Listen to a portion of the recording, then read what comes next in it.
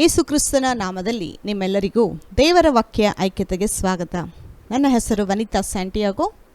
ಕರ್ತನು ಒಳ್ಳೆಯವನು, ಆತನ ಕೃಪೆಯು ಶಾಶ್ವತವಾದದ್ದು. ಮತ್ತೊಂದು ಆವರ್ತಿ ನಿಮ್ಮೆಲ್ಲರನ್ನು ಒಂದು ಹೊಸ ಸೀರೀಸ್ ಸಂದೇಶದೊಡನೆ ಸಂಧಿಸುವುದಕ್ಕೆ ನನಗೆ ಬಹಳ ಸಂತೋಷ. ಈ ದಿನ ನಾವು ಹೊಸ ಸೀರೀಸ್ನ ಧ್ಯಾನ ಮಾಡೋಕ್ಕೆ ಹೋಗ್ತಾ ಇದ್ದೀವಿ. ಕಳೆದ ಕೆಲವು ವಾರಗಳಲ್ಲಿ ನಾವು ದೈವಿಕ ಸಂರಕ್ಷಣೆ ಅನ್ನೋದ್ರ ಬಗ್ಗೆ ನಾವು ಧ್ಯಾನ ಮಾಡಿ ಆ ಒಂದು ಸೀರೀಸ್ನ ಮುಗಿಸಿದ್ವಿ. ಸೊ ಸೀರೀಸ್ ಆಗೋಯ್ತು ಅಂತ ಹೇಳಿ ಹಳೇದೆಲ್ಲ ಮರ್ತಿ ಹೊಸದಕ್ಕೆ ಹೋಗಬೇಕು ಅಂತೇನಿಲ್ಲ. ಹಳೇದು ಕೂಡ ನೆನಪಿಟ್ಕೊಂಡು ಅದ್ರ ಜೊತೆ ಹೊಸದಕ್ಕೆ ಹೋಗಬೇಕು. ಹಳೇ ಒಂದು ಸೀರೀಸಲ್ಲಿ ಏನೆಲ್ಲ ಕಲ್ತ್ಕೊಂಡಿದ್ದೀರೋ ಅದನ್ನು ಅಪ್ಲೈ ಮಾಡ್ಕೊಳ್ಳಿ. ಇಬ್ರಿಯ 2ನೇ ಅಧ್ಯಾಯ 1ನೇ ವಚನ ಏನು ಹೇಳುತ್ತೆ ಅಂದರೆ, ಕೇಳಿಸ್ಕೊಳ್ಳುವಂಥ ಸತ್ಯ ತಿಳಿದುಕೊಂಡ್ಮೇಲೆ ಬಿಟ್ಟು ಬಿಡಬಾರ್ದಂತೆ. ಒಂದು ವೇಳೆ ಆ ಸತ್ಯನ ಬಿಟ್ಬಿಟ್ರೆ ಅದು ನಿಮ್ಮ ಕೈ ಬಿಟ್ಟು ಹೋಗೋ ಸಾಧ್ಯತೆಗಳು ಬಹಳ ಇದೆ. ಸೊ ಕೇಳಿಸ್ಕೊಂಡಂಥ ಸತ್ಯನ ಗಟ್ಟಿಯಾಗಿ ಹಿಡಿದುಕೊಂಡು ಅದು ನಮ್ಮ ಲೈಫಲ್ಲಿ ಅಪ್ಲೈ ಮಾಡ್ಕೊಳ್ತಾನೆ ಇರಬೇಕು ಕಂಟಿನ್ಯೂಸ್ ಆಗಿ. ಸೊ ದೈವಿಕ ಸಂರಕ್ಷಣೆ ಅನ್ನೋದು ಅದು ಅಪ್ಲೈ ಮಾಡ್ಕೊಳ್ಳಿ ಕಂಟಿನ್ಯೂಸ್ ಆಗಿ ಲೈಫಲ್ಲಿ. ಅದ್ರ ಜೊತೆ ಈಗ ನಾವು ಒಂದು ಹೊಸ ಸೀರೀಸ್ನ ಧ್ಯಾನ ಮಾಡೋಕ್ಕೆ ಹೋಗ್ತಾಯಿದ್ದೀವಿ. ಸೊ ನಾವು ಪ್ರಾರ್ಥನೆ ಮಾಡಿ ದೇವರ ವಚನಕ್ಕೆ ಹೋಗೋಣ. ನಮ್ಮನ್ನು ಬಹಳವಾಗಿ ಪ್ರೀತಿ ಮಾಡುವಂಥ ಪರಲೋಕದಲ್ಲಿರುವ ನಮ್ಮ ತಂದೆಯಾದ ದೇವರೇ, ಯೇಸು ಕ್ರಿಸ್ತನ ನಾಮದಲ್ಲಿ ನಿನ್ನ ಸನ್ನಿಧಾನಕ್ಕೆ ಬರುತ್ತೇವೆ ದೇವ. ಕರ್ತನೆ, ಈ ದಿನ ನಾವು ಹೊಸ ಸೀರೀಸ್ನ ಧ್ಯಾನ ಮಾಡಲು ಹೋಗುವಾಗ ನಮಗೆ ಬೇಕಾದಂಥ ಜ್ಞಾನ, ವಿವೇಕ, ತಿಳುವಳಿಕೆ, ಬುದ್ಧಿ ಇವುಗಳನ್ನು ಕೊಟ್ಟು ನಡೆಸಬೇಕಾಗಿ ಬೇಡ್ತೀನಿ ಕರ್ತನೆ. ನಿಮ್ಮ ವಚನದಲ್ಲಿ ತಿಳಿಯದ ಸಂಗತಿಗಳನ್ನು ನಮಗೆ ತಿಳಿಯಪಡಿಸಬೇಕಾಗಿ ಬೇಡ್ತೀನಿ ದೇವ. ನಮ್ಮ ಆತ್ಮಿಕ ಮನೋನೇತ್ರಗಳನ್ನು ತೆರೆದು ಆತ್ಮಿಕ ವಿಷಯದಲ್ಲಿ ನಾವು ಹೆಚ್ಚಾಗಿ ಬೆಳೆದು ನಿನ್ನ ವಾಕ್ಯದಲ್ಲಿ ಹೆಚ್ಚಾಗಿ ನಾವು ಆಸಕ್ತಿಯುಳ್ಳವರಾಗಿ, ನಂಬಿಕೆಯುಳ್ಳವರಾಗಿ ನಿಮ್ಮ ಹತ್ರದಿಂದ ಆಶೀರ್ವಾದಗಳನ್ನು ಪಡ್ಕೊಳ್ಳುವಂತೆ ನಮಗೆ ನೀವು ಬೋಧನೆ ಮಾಡಿಕೊಡ್ಬೇಕಾಗಿ ಬೇಡ್ತೀನಿ ಕರ್ತನೆ. ಮತ್ತು ದೇವರೇ, ಯಾರ್ಯಾರು ಹಣಕಾಸಿನ ವಿಷಯದಲ್ಲಿ ಕಷ್ಟಪಡ್ತಾ ಇದ್ದಾರೋ ಅವ್ರಿಗೋಸ್ಕರ ನಾನು ಪ್ರಾರ್ಥನೆ ಮಾಡ್ತೀನಿ ಕರ್ತನೆ. ನಿಮ್ಮ ದಯೆ, ನಿಮ್ಮ ಕರುಣೆ ಅವ್ರ ಮೇಲೆ ಇರಲಿ ದೇವ. ದೇವರೇ, ಅವರಿಗೆ ಹಣಕಾಸಿನ ವಿಷಯದಲ್ಲಿ ಒಂದು ಬಿಡುಗಡೆ ಕೊಟ್ಟು ನಡೆಸಬೇಕಾಗಿ ಬೇಡ್ತೀನಿ ದೇವ.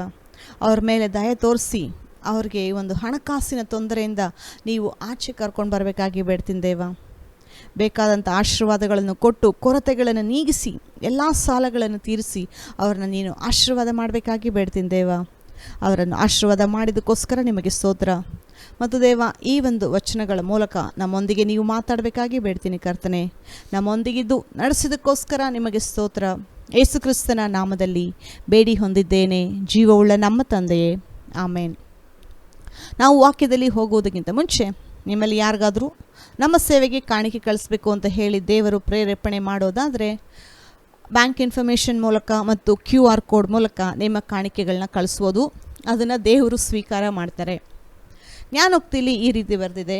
ಜ್ಞಾನೋಕ್ತಿ 11ನೇ ಅಧ್ಯಾಯ 25 ಮತ್ತು 26. ಉದಾರಿಯು ಪುಷ್ಟನಾಗುವನು, ನೀರು ಹೋಯಿಸುವವನಿಗೆ ನೀರು ಸಿಕ್ಕುವುದು. ಅದಕ್ಕಿಂತ ಮುಂಚೆ 24ನೇ ವಚನ ಕೂಡ ಓದೋಣ. ಒಬ್ಬನು ತನ್ನ ಧನವನ್ನು ಚೆಲ್ಲಿದರೂ ಅವನಿಗೆ ವೃದ್ಧಿ, ಮತ್ತೊಬ್ಬನು ನ್ಯಾಯವಾದದ್ದನ್ನು ಬಿಗಿ ಹಿಡಿದರೂ ಅವನಿಗೆ ಬಡತನ. ಸೊ 2 ವಚನ ಇಲ್ಲಿ ಏನು ಮಾತಾಡ್ತಾ ಇದೆ ಅಂದರೆ, ಉದಾರವಾಗಿ ದೇವರ ರಾಜ್ಯಕ್ಕೆ ಕಾಣಿಕೆಗಳನ್ನ ಕೊಡೋದು, ಉದಾರವಾಗಿ ಜನರಿಗೆ ಆಶೀರ್ವಾದವಾಗಿರೋದು.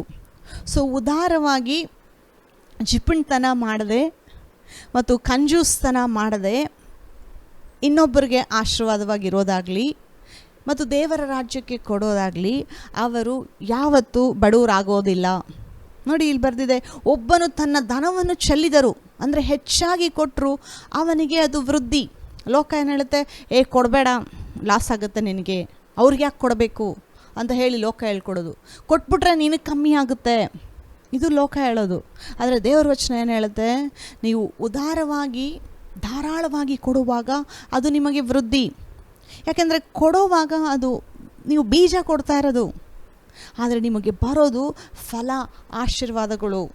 ಅದು ಎಂದಿಗೂ ಕಡಿಮೆ ಆಗೋದಿಲ್ಲ ನಿಮ್ಮಲ್ಲಿ. ಮತ್ತು ಇನ್ನು ನೋಡಿ, ಉದಾರಿಯು ಪುಷ್ಟನಾಗುವನು ಅಂದರೆ ನೀವು ಎಷ್ಟು ಕೊಡ್ತೀರೋ ಅಷ್ಟು ಚೆನ್ನಾಗಿರ್ತೀರಾ ಅಂತ ಹೇಳಿ ವಚನ ಬರೆದಿರೋದು. ಮತ್ತು ನೀರು ಹಾಯಿಸುವವನಿಗೆ ನೀರು ಸಿಕ್ಕುವುದು. ಅಂದರೆ ನೀವು ಇನ್ನೊಬ್ಬರಿಗೆ ನೀರು ಕೊಟ್ಟರೆ ಅದು ನಿಮಗೆ ನೀರು ವಾಪಸ್ ಸಿಗುತ್ತೆ. ಹಣಕಾಸಿನ ವಿಷಯದಲ್ಲಿ ಸಹಾಯ ಮಾಡುವಾಗ ಅದು ನಿಮಗೆ ವಾಪಸ್ ಸಿಗುತ್ತೆ. ಇದರಲ್ಲಿ ಮೋಸ ಹೋಗೋ ಅವಶ್ಯಕತೆಯೇ ಇಲ್ಲ.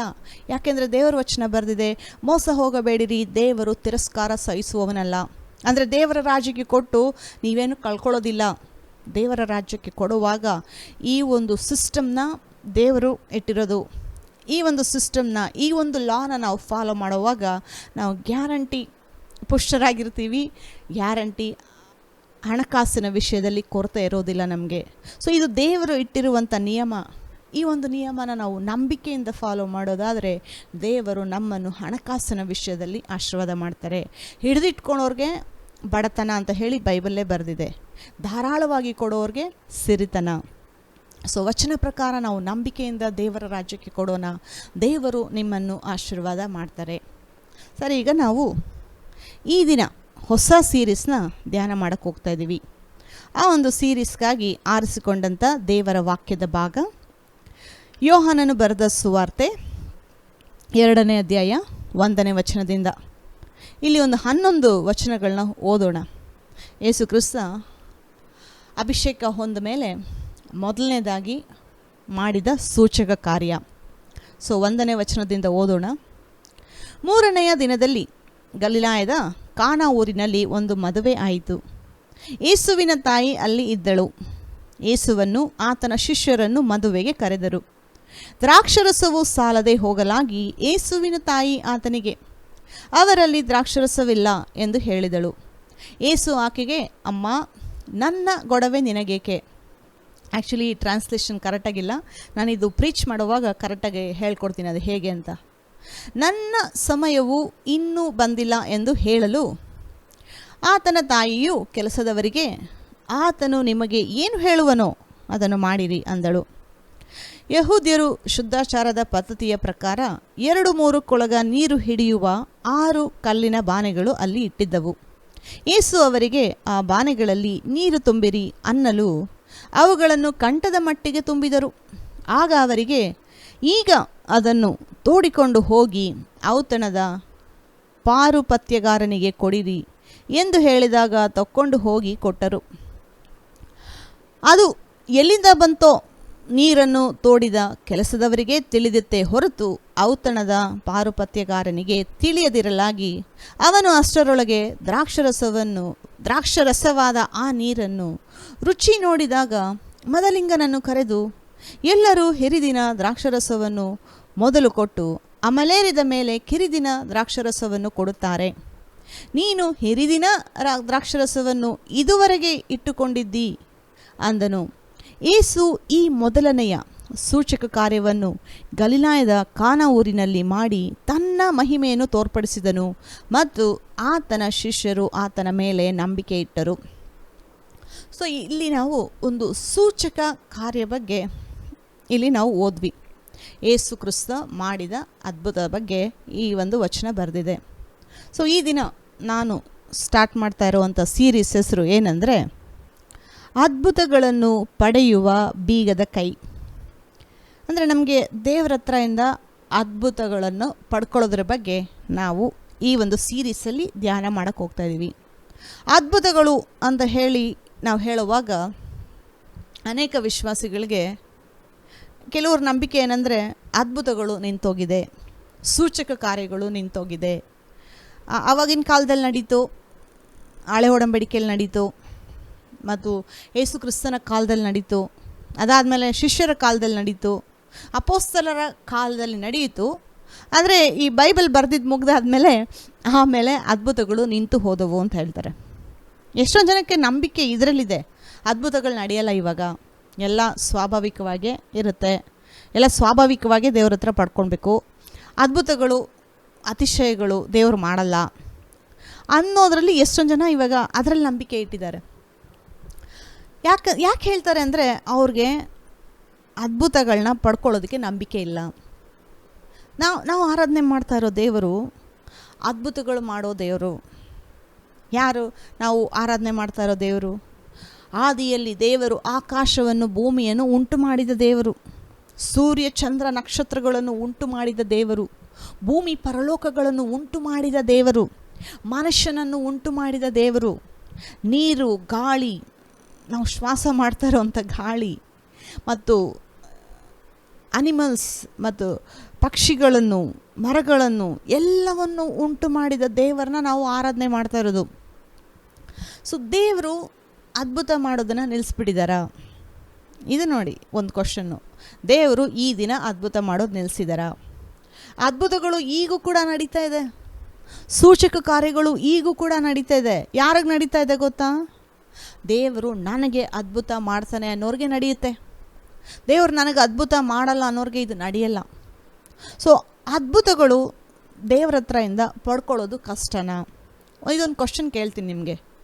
ದೇವ್ರ ಹತ್ರ ಇಂದ ನನ್ನ ಪರ್ಸ್ನಲ್ ಲೈಫಲ್ಲಿ ನಾನು ಅದ್ಭುತ ಪಡ್ಕೊಳ್ಳೋದು ಕಷ್ಟನಾ? ನಡೀದೇ ಇರೋ ವಿಷಯನಾ?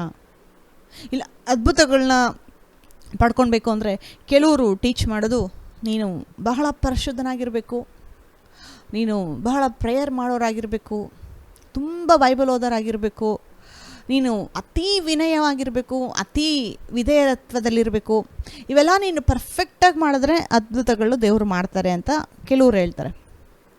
ನೋಡಿ, ಈ ಬೈಬಲ್ ತೀವ್ರವಾಗಿ ಓದೋದು ಒಳ್ಳೆಯ ವಿಷಯ, ನೀವು ಚೆನ್ನಾಗಿ ಪ್ರಾರ್ಥನೆ ಮಾಡೋದು ಒಳ್ಳೆಯ ವಿಷಯ, ಪರಿಶುದ್ಧರಾಗಿ ಬಾಳಬೇಕು ಅಂತ ಹೇಳಿ ಪ್ರಯಾಸ ಪಡೋದು ಒಳ್ಳೆಯ ವಿಷಯ, ಹೆಚ್ಚಾಗಿ ಬೈಬಲ್ ಓದೋದು, ಪ್ರಾರ್ಥನೆ ಮಾಡೋದು, ಇವೆಲ್ಲ ಒಳ್ಳೆಯ ವಿಷಯಗಳೇ. ಇವೆಲ್ಲ ನೋಡಿ ನಮಗೆ ದೇವರ ವಚನದ ಜ್ಞಾನ ಕೊಡುತ್ತೆ. ದೇವರ ವಚನದಲ್ಲಿ ಬೆಳಿತೀವಿ ನಾವು.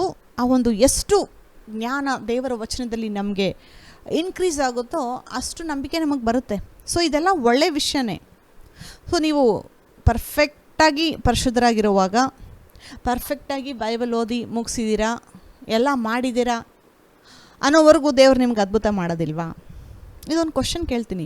ಅದ್ಭುತ ದೇವ್ರು ನಿಮಗೆ ಮಾಡಬೇಕು ಅಂತಂದರೆ ನೀವೆಲ್ಲ ಪರ್ಫೆಕ್ಟಾಗಿರೋದು ನೋಡಿ ದೇವರು ನಿಮಗೆ ಅದ್ಭುತ ಮಾಡ್ತಾರಾ? ಹಾಗಂತ ಹೇಳಿ ಪರ್ಫೆಕ್ಟಾಗಿ ಇರಬೇಡಿ ಅಂತ ಹೇಳ್ತಾ ಇಲ್ಲ ನಾನು.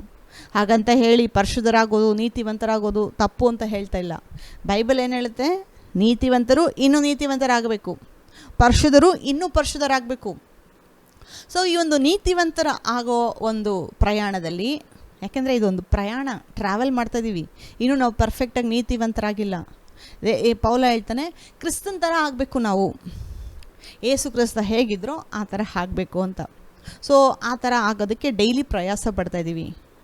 ಏಸು ಕ್ರಿಸ್ತನ ಥರ ನಾನು ಆಗಬೇಕು ಅಂತ ಹೇಳಿ ಒಂದು ಹಾಡಿದೆ ಇಂಗ್ಲೀಷಲ್ಲಿ, ಬಹಳ ಚೆನ್ನಾಗಿದೆ. ದೇವರೇ, ನಾನು ಏಸು ಕ್ರಿಸ್ತನ ಥರ ಇರಬೇಕು, ಏಸು ಕ್ರಿಸ್ತನ ಥರ ಪರಿಶುದ್ಧರಾಗಬೇಕು. ಒಳ್ಳೆಯದೇ, ಅದೇ ದೇವ್ರು ನಮ್ಮ ಹತ್ರ ಎದುರು ನೋಡೋದು. ನನ್ನ ಮಗನ ಥರ ನೀವಿರಬೇಕು ಹಾಗಂತ ಹೇಳಿ ದೇವ್ರ ಥರ ನಾವು ಆಗೋಕ್ಕಾಗಲ್ಲ.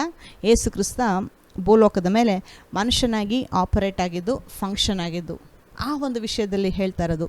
ಕ್ರಿಸ್ತ ಯೇಸುವನನ್ನು ಅನುಸರಿಸುವವರಾಗಿರಬೇಕು. ಸೊ ಪರಿಶುದ್ಧರಾಗಿರೋದಕ್ಕೆ ಪ್ರಯಾಸ ಪಡೋದು ಒಳ್ಳೆಯ ವಿಷಯ, ನೀತಿವಂತರಾಗೋದಕ್ಕೆ ಪ್ರಯಾಸ ಪಡೋದು ಒಳ್ಳೆಯ ವಿಷಯ.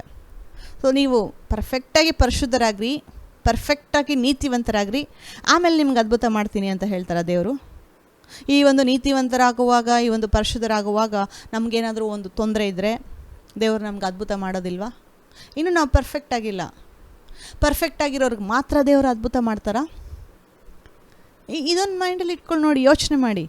ಇವಾಗ ನೋಡಿ, ಬಾರ್ತಿಮೇಯಸ್, ಆತನಿಗೆ ಕಣ್ಣು ಕಾಣ್ತಾಯಿಲ್ಲ. ಬಾರ್ತಿಮೇಯನಿಗೆ ಕಣ್ಣು ಕಾಣಿಸ್ತಾ ಇರೋನು ಹುಟ್ಟು ಕುರುಡ, ಹುಟ್ಟದಾಗಿಂದ ಧರ್ಮಶಾಸ್ತ್ರ ಓದ್ದಿರ ಇರೋನು, ಕಣ್ಣಲ್ಲಿ ನೋಡ್ದಿರ ಇರೋನು. ಈತನು ಯೇಸು ಕ್ರಿಸ್ತನನ್ನು ಹಿಂಬಾಲಿಸಿ, ದಾವಿದ ಕುಮಾರನೇ ನನ್ನನ್ನು ಕರುಣಿಸು ಅಂತ ಹೇಳಿ ದೇವರ ಹತ್ರದಿಂದ ಕರುಣೆನ ಎದುರು ನೋಡ್ತಾ ಇದ್ದಾನೆ. ಆ ಬಾರ್ತಿಮೇಯ ಯೇಸು ಕ್ರಿಸ್ತನ ಹತ್ರ ಬಂದಾಗ ಏನು ಕೇಳಿದೆ? ನೀನು ಕಾಣಬೇಕು ಅಂತ ಕೇಳ್ತಾ ಇದೀಯಾ? ಸೊ ನೀನು ಎಷ್ಟು ಸರಿ ಹೋಗಿದ್ದೆ ನೀನು ಸಭಾಮಂದಿರಕ್ಕೆ? ಎಷ್ಟು ಕಾಣಿಕೆಗಳನ್ನ ಕೊಟ್ಟಿದ್ದೀಯಾ? ಎಷ್ಟು ನೀನು ಜನರಿಗೆ ಮತ್ತು ಬಡವರಿಗೆ ಸಹಾಯ ಮಾಡಿದೀಯಾ? ಇದೆಲ್ಲ ನೀನು ಕರೆಕ್ಟಾಗಿ ಮಾಡಿದರೆ ನೀನು ಕಣ್ಣು ಕೊಡ್ತೀನಿ ಅಂತ ಹೇಳಿದ್ರ ದೇವರು? ಇಲ್ಲ. ಯೇಸು ಕ್ರಿಸ್ತ ಏನು ಅಪೇಕ್ಷೆ ಪಟ್ಟರು ಆ ಬಾರ್ತಿಮೇಯನಿಂದ? ನಾನು ನಿನಗೆ ಈ ಅದ್ಭುತ ಮಾಡ್ತೀನಿ ಅಂತ ಹೇಳಿ ನಿಂಗೆ ನಂಬಿಕೆ ಇದೆಯಾ ಅಂದರು. ಅವನು ಹೇಳ್ತಾನೆ, ನಂಗೆ ನಂಬಿಕೆ ಇದೆ, ನೀನು ನನಗೆ ಅದ್ಭುತ ಮಾಡ್ತೀಯ ಅಂತ. ಅವನು ಯೇಸು ಕ್ರಿಸ್ತ ತನಗೆ ಅದ್ಭುತ ಮಾಡ್ತಾನೆ ಅಂತ ಹೇಳಿ ಯಾವ ಒಂದು ಕ್ರೈಟೀರಿಯಾದಲ್ಲಿ ಬಂದು ಕೇಳಿದ್ದು, ಯಾವ ಒಂದು ಕ್ವಾಲಿಫಿಕೇಷನಲ್ಲಿ ಬಂದು ದೇವರು ನನಗೆ ಅದ್ಭುತ ಮಾಡ್ತಾನೆ ಅಂತ ಹೇಳಿ ಕೇಳಿದ್ದು. ಅವನ ಕ್ವಾಲಿಫಿಕೇಷನ್ನ ಅವನು ಪರ್ಫೆಕ್ಟಾಗಿ ಎಲ್ಲ ಕರೆಕ್ಟಾಗಿದ್ದ ಅಂತ ಹೇಳಿ ಯೇಸು ಕ್ರಿಸ್ತ ನನಗೆ ಅದ್ಭುತ ಮಾಡ್ತಾನೆ ಅಂತ ಅಂದ್ಕೊಂಡ. ಅವನ ಪ್ರಾರ್ಥನೆ ನೋಡಿ ದೇವ್ರ ಹತ್ರ ಕೇಳುವಾಗ, ದಾವೀದ ಕುಮಾರನೇ ನನ್ನನ್ನು ಕರುಣಿಸು. ಕರುಣೆ ಕೇಳ್ತಾ ಇರೋದು ದೇವ್ರ ಹತ್ರ. ನಾನೆಲ್ಲ ಕರೆಕ್ಟಾಗಿ ಮಾಡಿಲ್ಲ, ಆದರೆ ನಿನ್ನ ಕರುಣೆ ನನಗೆ ಬೇಕು. ನೀನು ನನಗೆ ಅದ್ಭುತ ಮಾಡ್ತೀಯಾ? ನಾನು ಮಾಡಿರೋ ಒಂದು ಒಳ್ಳೆ ಕಾರ್ಯಗಳಲ್ಲ, ನಿನ್ನ ಕರುಣೆ ನನಗೆ ಅದ್ಭುತ ಮಾಡುತ್ತೆ, ನಿನ್ನ ದಯೆ ನನಗೊಂದು ಅದ್ಭುತ ಮಾಡುತ್ತೆ ಅಂತ ಹೇಳಿ ನಂಬಿಕೆಯಿಂದ ಬರುವಾಗ ಯೇಸು ಕ್ರಿಸ್ತ ಆತನಿಗೆ ದೃಷ್ಟಿಯನ್ನು ಕೊಟ್ಟರು ಅಂತ ಹೇಳಿ ನಾವು ವಚನ ಓದ್ತೀವಿ. ಸೊ ಇದು ಯೇಸು ಕ್ರಿಸ್ತನ ಕಾಲದಲ್ಲಿ ನಡೆಯಿತು, ಈಗಿನ ಕಾಲದಲ್ಲಿ ನಡೆಯಲ್ಲ ಅಂತಾರೆ. ಆ್ಯಕ್ಚುಲಿ ಆ ದಿನ ಅದ್ಭುತ ಮಾಡಿದ್ದು ಯಾರು? ಬಾರ್ತಿಮಯ್ಯನಿಗೆ ದೇವರು. ಅದಾದಮೇಲೆ ಪೌಲನ ಮೂಲಕನೂ ದೇವರು ಅದ್ಭುತ ಕಾರ್ಯಗಳು ಮಾಡ್ತಾರೆ. ಸೊ ಯಾರು ಅದ್ಭುತ ಕಾರ್ಯ ಮಾಡಿದ್ದು? ದೇವರು. ಪೌಲ ಅಲ್ಲ ಅದ್ಭುತ ಕಾರ್ಯ ಮಾಡಿದ್ದು, ದೇವರು. ಸೊ ಮನುಷ್ಯರು ಲೋಕದಲ್ಲಿ ಬರ್ತಾರೆ, ಕೆಲವು ಕಾಲ ಇರ್ತಾರೆ, ಆಮೇಲೆ ಇರೋದಿಲ್ಲ ಅವರು. ಅದ್ಭುತ ಕಾರ್ಯಗಳು ಮಾಡೋ ದೇವರು ಇನ್ನೂ ಇದ್ದಾರೆ. ಮನುಷ್ಯರ ಮೂಲಕ ಮತ್ತು ಆತನು ಅಭಿಷೇಕ ಮಾಡಿರೋ ಸೇವಕರ ಮೂಲಕ ಅದ್ಭುತ ಕಾರ್ಯಗಳು ದೇವರು ಈ ದಿನ ಕೂಡ ಮಾಡ್ತಾ ಇದ್ದಾರೆ. ಅದ್ಭುತಗಳು ದೇವರ ಹತ್ರದಿಂದ ಪಡ್ಕೊಳ್ಳೋದು ಕಷ್ಟದ ಕೆಲಸ ಅಲ್ಲ. ದೇವರು ಯಾರ್ಯಾರು ಆತನನ್ನು ನಂಬ್ತಾರೋ ಎಲ್ಲ ನಂಬಿ ಆತನ ಹತ್ರ ಬರೋರಿಗೆ. ಮತ್ತು ಅದಾದಮೇಲೆ ಇನ್ನೊಂದು ವಿಷಯ ಬಹಳ ಇಂಪಾರ್ಟೆಂಟು, ಅನೇಕ ಕ್ರೈಸ್ತರು ಇದಕ್ಕೆ ಜಾಸ್ತಿ ನೋಟಿಸ್ ಮಾಡಲ್ಲ. ಯಾಕೆ ಎಷ್ಟೊಂದು ಜನ ಅದ್ಭುತಗಳು ಪಡ್ಕೊತಾ ಇಲ್ಲ ಅಂತಂದರೆ, ಒಂದು ಬಹಳ ಟೈಮ್ ಮಿಸ್ ಮಾಡ್ತಾ ಇದ್ದಾರೆ. ಯಾವುದು ಗೊತ್ತಾ? ವಚನಗಳ ಪ್ರಕಾರ ಮಾಡೋದು. ಅದ್ಭುತಗಳು ಪಡ್ಕೊಳ್ಳೋದಕ್ಕೆ ಏನು ಗೊತ್ತಾ? ಬೀಗದ ಕೈ ಅಂತಂದರೆ, ಇವಾಗ ನೋಡಿ, ಒಂದು ಡೋರ್ ಲಾಕ್ ಆಗಿದೆ, ನೀವು ಒಳಗಡೆ ಹೋಗಬೇಕು. ಸೊ ಬೀಗದ ಕೈ ಏನು ಮಾಡುತ್ತೆ? ಆ ಲಾಕ್ ಓಪನ್ ಮಾಡೋದಕ್ಕೆ ಹೆಲ್ಪ್ ಮಾಡುತ್ತೆ. ಆ ಲಾಕ್ ಓಪನ್ ಮಾಡಿ ಬಾಗಿಲು ತೆಗೆಯುವಾಗ ಒಳಗಡೆ ಹೋಗ್ತೀರ. ಸೊ ಆ ಒಂದು ಒಳಗಡೆ ಎಂಟ್ರಿ ಬೇಕು ಅಂದರೆ ಬೀಗದ ಕೈ ಬೇಕು. ಬೀಗದ ಕೈ ಇಲ್ಲ ಅಂದರೆ ಒಳಗಡೆ ಹೋಗೋಕ್ಕಾಗಲ್ಲ, ಡೋರ್ ಲಾಕ್ ಆಗಿದೆ. ಸೊ ಈ ಒಂದು ಅದ್ಭುತಗಳನ್ನ ಪಡ್ಕೊಳ್ಳೋದಕ್ಕೆ ಏನು ಬೀಗದ ಕೈ? ದೇವರ ವಚನದ ಪ್ರಕಾರ ನಾನು ನಿಮಗೆ ಸಾವಿರಾರು ಕಮ್ಯಾಂಡ್ಮೆಂಟ್ಸು, ಸಾವಿರಾರು ಥಿಂಗ್ಸು ಫಾಲೋ ಮಾಡಿ ಅಂತ ಇವತ್ತು ಹೇಳೋದಿಲ್ಲ. ಯಾಕೆಂದರೆ ಅದ್ಭುತಗಳನ್ನ ಪಡ್ಕೊಳ್ಳೋದಕ್ಕೆ ಒಂದೇ ಬೀಗದ ಕೈ ಇರೋದು. ಅದೇನು ಗೊತ್ತಾ? ಒಂದೇ ಒಂದು ಬೀಗದ ಕೈ. ನಾನೇನೋ 10-20 ಹೇಳ್ತೀನಿ ಅಂತ ನೀವು ಅಂದ್ಕೊಂಡಿರ್ಬೋದು. ಅದ್ಭುತಗಳನ್ನ ಪಡ್ಕೊಳ್ಳೋದಕ್ಕೆ ಒಂದೇ ಬೀಗದ ಕೈ ದೇವರು ಕೊಟ್ಟಿರೋದು. ಅದು ಯಾವುದು ಗೊತ್ತಾ? ಮರಿಯಳು ಹೇಳ್ತಾಳೆ ಆ ಒಂದು ಕೆಲಸ ಮಾಡೋರಿಗೆ. ವಚನ ಓದೋಣ. ಯೋಹನನ ಬರೆದ ಸುವಾರ್ತೆ 2ನೇ ಅಧ್ಯಾಯ 5ನೇ ವಚನ. ಆತನ ತಾಯಿಯು ಕೆಲಸದವರಿಗೆ, ಆತನು ನಿಮಗೆ ಏನು ಹೇಳುವನೋ ಅದನ್ನು ಮಾಡಿರಿ ಅಂದಳು. ಇದು ಈ ಒಂದು ವಚನ ಅದ್ಭುತಗಳನ್ನು ಪಡ್ಕೊಳ್ಳೋದಕ್ಕೆ ಬೀಗದ ಕೈ. ಆತನು ಏನು ಹೇಳ್ತಾನೋ ನೀವು ಅದನ್ನು ಮಾಡುವಾಗ. ಏನು ಹೇಳ್ದೇಳಿ? ಬರೀ ಕೇಳಿಸ್ಕೊಂಡು ಸುಮ್ಮನೆ ಇರೋವಾಗಲ್ಲ, ಕೇಳಿಸ್ಕೊಂಡು ಅದರ ಪ್ರಕಾರ ಮಾಡುವಾಗ. ದೇವರ ವಚನನ್ನು ಕೇಳಿಸಿಕೊಳ್ಳುವವರಾಗಿ ಮಾತ್ರ ನಾವಿರದೆ ಅದರಂತೆ ಮಾಡುವವರಾಗಿ ಇರಬೇಕು. ದೇವರ ವಚನವನ್ನು ಮಾಡುವವರಿಗೆ, ಆ ರೀತಿ ನಡ್ಕೊಳ್ಳುವವರಿಗೆ, ಆ ರೀತಿ ಕಾರ್ಯರೂಪದಲ್ಲಿ ಮಾಡುವವರಿಗೆ ಅದ್ಭುತ.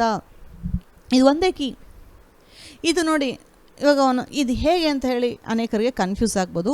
ಈ ಒಂದು ಸೀರೀಸ್ನ ಫುಲ್ಲು ಕೇಳಿಸ್ಕೊಳ್ಳಿ. ಈ ಒಂದು ಸೀರೀಸ್ ಫುಲ್ಲು ನಾನು ಇದ್ರ ಬಗ್ಗೆನೇ ಪ್ರೀಚ್ ಮಾಡೋಕ್ಕೆ ಹೋಗ್ತಾ ಇರೋದು. ದೇವರ ಹತ್ರದಿಂದ ಅದ್ಭುತಗಳನ್ನ ಪಡ್ಕೊಳ್ಳೋದು ಹೇಗೆ, ಅದಕ್ಕಾಗಿ ಬೇಕಾಗಿರುವಂಥ ವಚನಗಳು ಯಾವುದು, ಅದು ನನ್ನ ಲೈಫಲ್ಲಿ ಯಾವ ರೀತಿ ನಾನು ಅಪ್ಲೈ ಮಾಡ್ಕೋಬೋದು ಅಂತ ಹೇಳಿ ನಾನು ಈ ಒಂದು ವಚನದಲ್ಲಿ, ಈ ಒಂದು ಸೀರೀಸಲ್ಲಿ ಬೋಧನೆ ಮಾಡೋದು. ಮರಿಯಳು ಹೇಳ್ತಾಳೆ ಕೆಲಸದವರಿಗೆ, ಆತನು ಹೇಳಿದಂತೆ ಮಾಡು. ಆತನು ಹೇಳಿದಂತೆ ಮಾಡುವಾಗ ಅದ್ಭುತ ಆಗುತ್ತೆ. ಇವಾಗ ನೋಡಿ, ನಮಗೆ ದೇವರ ವಚನದಲ್ಲಿ ನಂಬಿಕೆ ಇದೆ. ಆ ಒಂದು ನಂಬಿಕೆ ಬೆಳೆಸ್ಕೊತಾ ಇದ್ದೀವಿ ನಾವು ಡೈಲಿ. ನೋಡಿ, ನಂಬಿಕೆ ಅನ್ನೋದು ಒಂದು ಬಹಳ ಇಂಪಾರ್ಟೆಂಟ್ ಆಗಿರುವಂಥ ಆತ್ಮಿಕ ಶಕ್ತಿ. ಅದು ಇಂಪಾರ್ಟೆಂಟು, ಅತಿ ಪ್ರಾಮುಖ್ಯವಾದ ಒಂದು ಥಿಂಗ್ ಏನಂದರೆ ನಂಬಿಕೆ. ನಂಬಿಕೆ ಅನ್ನೋದು ಒಂದು ಫೋರ್ಸ್. ನಂಬಿಕೆ ಅನ್ನೋದು ಒಂದು ದೈವಿಕ ಶಕ್ತಿ. ಅದು ಆತ್ಮಿಕ ಪ್ರಪಂಚದಲ್ಲಿರೋದು. ನಮ್ಮ ಪ್ರಪಂಚಕ್ಕೆ ನಾವು ತಗೊಂಡು ಬರಬೇಕು ಅಂತಂದರೆ ನಂಬಿಕೆ, ದೇವರ ವಚನದ ಮೇಲೆ ನಂಬೋದು. ಇದು ಒಂದು ಆತ್ಮಿಕ ಶಕ್ತಿ, ಇದು ಫೋರ್ಸು, ನಿಮ್ಮ ಪರವಾಗಿ ನಿಮಗೆ ಸಹಾಯ ಮಾಡೋ ರೀತಿಯಲ್ಲಿ ಕೆಲಸ ಮಾಡುವಂಥ ನಂಬಿಕೆ. ಇವಾಗ ನೋಡಿ, ಇದನ್ನೊಂದು ಸ್ವಲ್ಪ ಸ್ಲೋಗೆ ಎಕ್ಸ್ಪ್ಲೇನ್ ಮಾಡ್ತೀನಿ, ಅರ್ಥ ಮಾಡ್ಕೊಳ್ಳಿ. ಫಾಸ್ಟಾಗಿ ಹೋಗೋದು ಬೇಡ, ಸ್ಲೋವಾಗಿ ಒಂದೊಂದೇ ಅರ್ಥ ಮಾಡ್ಕೊಳ್ಳೋಣ. ಇವಾಗ ಪೌಲ ರೋಮಾಪುರದಲ್ಲಿ ಬರೆದಿರೋ ವಚನ ಪ್ರಕಾರ ನಾವು ನೋಡಬೇಕಾದ್ರೆ, ರೋಮಾಪುರದಲ್ಲಿ ನಂಬಿಕೆ ಮೇಲೆ ಬಹಳ ಬರೆದಿದ್ದಾರೆ. ನಂಬಿಕೆ ಅನ್ನೋದು ಬಹಳ ಇಂಪಾರ್ಟೆಂಟು ರಕ್ಷಣೆ ಹೊಂದೋದಕ್ಕೆ. ನೀವು ನಂಬಿಕೆಯಿಂದಲೇ ನೀತಿವಂತರಾಗಿದ್ದೀರಿ, ನಂಬಿಕೆಯಿಂದಲೇ ನೀವು ಸತ್ತವರೊಳಗಿಂದ ಎದ್ದು ಬಂದಿದ್ದೀರಿ ಕ್ರಿಸ್ತನಲ್ಲಿ. ಇವೆಲ್ಲ ನಂಬಿಕೆ ಅನ್ನೋದನ್ನು ಬಹಳ ಸ್ಟ್ರಾಂಗಾಗಿ ಎಂಫಸೈಸ್ ಮಾಡಿ ರೋಮಾಪುರದಲ್ಲಿ ಬರೆದಿರೆ ಈ ಒಂದು ವಚನ. ಯಾಕೆಂದರೆ ನೀವು ಪಾಪಿಗಳಾಗಿದ್ದ ನಾವು ನೀತಿವಂತರಾಗೋದು ಹೇಗೆ ಅಂದರೆ, ಕ್ರಿಸ್ತ ಯೇಸುವಿನ ಕಾರ್ಯಗಳ ಮೇಲೆ ನಂಬಿಕೆ ಇಡೋದ್ರ ಮೂಲಕ ನಾವು ನೀತಿವಂತರಾಗಿದ್ದೀವಿ. ಸೊ ಪೌಲ ಇಲ್ಲಿ ಜಾಸ್ತಿ ಫೋಕಸ್ ಮಾಡಿ ಬರೆದಿರೋದು ಅಂದರೆ ದೇವರ ಕೃಪೆ ಮತ್ತು ನಮ್ಮ ನಂಬಿಕೆ. ಆದರೆ ಯಾಕೋಬದಲ್ಲಿ ಓದಬೇಕಾದ್ರೆ ನಂಬಿಕೆ ಬಗ್ಗೆ ಒಂದು ಸ್ವಲ್ಪ ವ್ಯತ್ಯಾಸವಾಗಿ ಬರೆದಿದೆ. ಅಲ್ಲಿ ಹೇಗೆ ಬರೀತಾರೆ ಯಾಕೋಬ ಅಂತಂದರೆ, ಆ ಒಂದು ವಚನಕ್ಕೆ ಹೋಗೋಣ. ಯಾಕೋಬ 2ನೇ ಅಧ್ಯಾಯ 14ನೇ ವಚನ. ನನ್ನ ಸಹೋದರರೇ, ಒಬ್ಬನು ತನಗೆ ನಂಬಿಕೆಯುಂಟೆಂದು ಹೇಳಿಕೊಂಡು ತಕ್ಕ ಕ್ರಿಯೆಗಳಿಲ್ಲದಿದ್ದರೆ ಪ್ರಯೋಜನವೇನು? ಅಂದರೆ ನಂಬಿಕೆ ಇದೆ.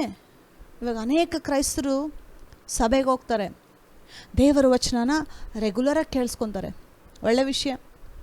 ಮತ್ತು ಮನೇಲಿ ಕೂತ್ಕೊಂಡು ಬೈಬಲ್ ಚೆನ್ನಾಗಿ ಓದ್ತೀವಿ, ಒಳ್ಳೆ ಅಧ್ಯಾಯಗಳು ಮತ್ತು ಅನೇಕ ಅಧ್ಯಾಯಗಳನ್ನ ಓದ್ತೀವಿ, ಒಳ್ಳೆ ವಿಷಯನೇ. ಯಾಕೆಂದರೆ ನಂಬಿಕೆ ದೇವರ ವಚನವನ್ನು ಕೇಳಿಸ್ಕೊಳ್ಳೋದ್ರಲ್ಲಿ ಬರುತ್ತೆ ಮತ್ತು ದೇವರ ವಚನ ಓದೋವಾಗ ಬರುತ್ತೆ.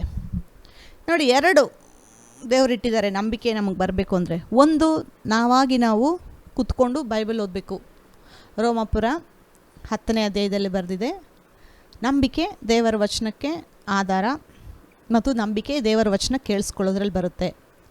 ಅದೇ ಒಂದು ವಚನದಲ್ಲಿ ಅಧ್ಯಾಯದಲ್ಲಿ ಓದಬೇಕಾದ್ರೆ ಈ ಒಂದು ಪ್ರೀಚ್ ಮಾಡ್ತಾರಲ್ವ, ಯಾರು ದೇವರು ಕಳಿಸಲ್ಕೊಟ್ಟ ಸೇವಕರು, ದೇವರು ಅಭಿಷೇಕ ಮಾಡಿ ಸೇವೆಗೆ ಕರೆದಿ ಆ ಒಂದು ಸೇವಕರು ಪುಲ್ಪಿಟ್ ಮೇಲೆ ನಿಂತ್ಕೊಂಡು ಬೋಧನೆ ಮಾಡುವಾಗ ಆ ಟೈಮಲ್ಲೂ ಕೂಡ ನಂಬಿಕೆ ಬರುತ್ತೆ ಕೇಳಿಸ್ಕೊಳ್ಳೋವಾಗ.